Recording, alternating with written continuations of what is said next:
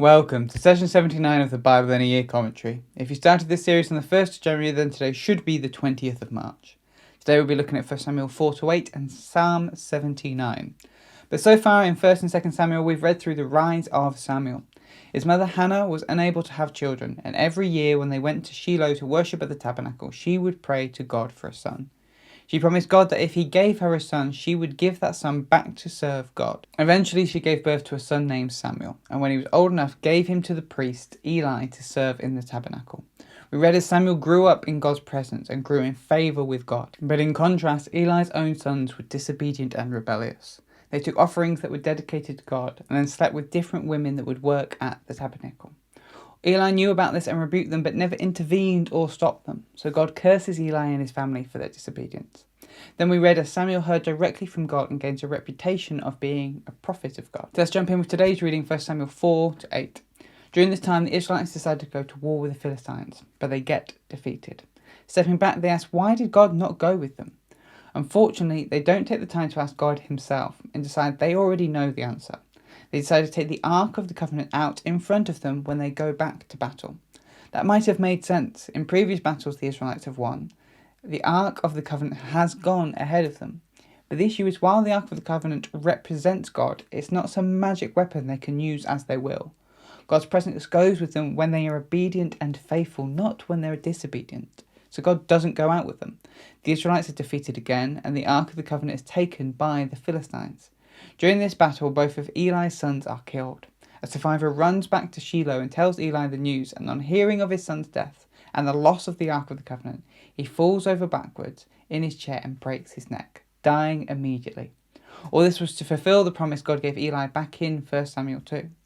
So the Philistines now foolishly take the Ark of the Covenant and put it next to the statue of their god, Dagon. While the Israelites may fail him, God will never submit to any other gods. So when the Philistines awake the next day, they find their statue fallen over, laying face down before the Ark of the Covenant as though he'd bowed down to it. The Philistines think this is odd, and so just put the statue back up and get on with their day. The next day they find the statue of Dagon once again lying down before the Ark, but this time with its head and hands cut off. It's at this point they realise that the God of Israel is waging war against their gods and destroying them. Just because they defeated the Israelites doesn't mean they defeated the God of Israel.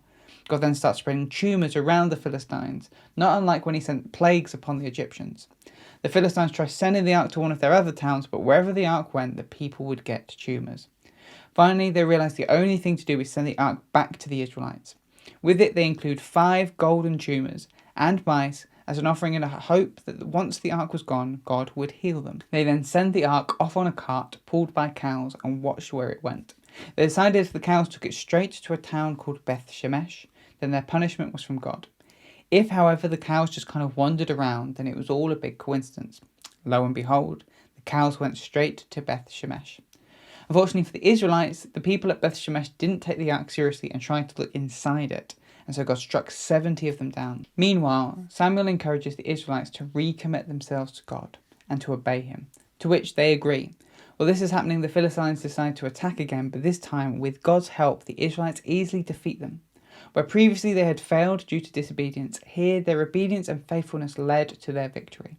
Samuel proceeds to be Israel's judge and lead them into a period of peace. Unfortunately, as Samuel gets older and gives more responsibility to his sons, they prove to be wicked and rebellious.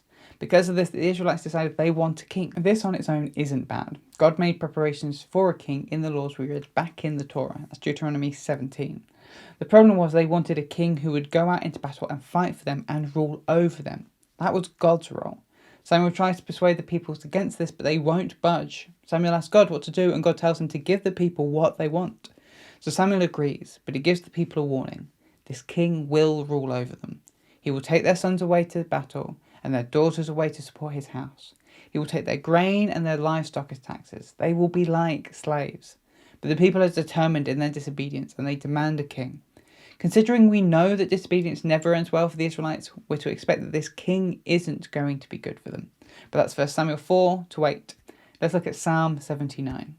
This psalm is attributed to Asaph and falls into the category of lament psalm. It is set after the exile and is a reflection on how Israel's enemies came and sacked Jerusalem and its temple and then carted off its people.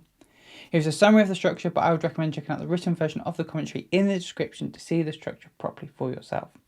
We have verses 1 to 5, the complaint, verses 6 to 12, the request, and then we end with verse 13, a declaration of trust. The psalmist starts with their complaint. Foreign nations have come, defiled the temple, and destroyed Jerusalem. They killed God's people and left their bodies to the wild animals. And now God's people are captive and mocked by their enemies. The psalmist asks that familiar question, how long, O Lord? How long will God be angry at his people for their disobedience? How long will he treat them like this? This leads the psalmist to their request. Point their anger at the nations. These nations also don't know God or honour him. They devour God's people and destroy God's land.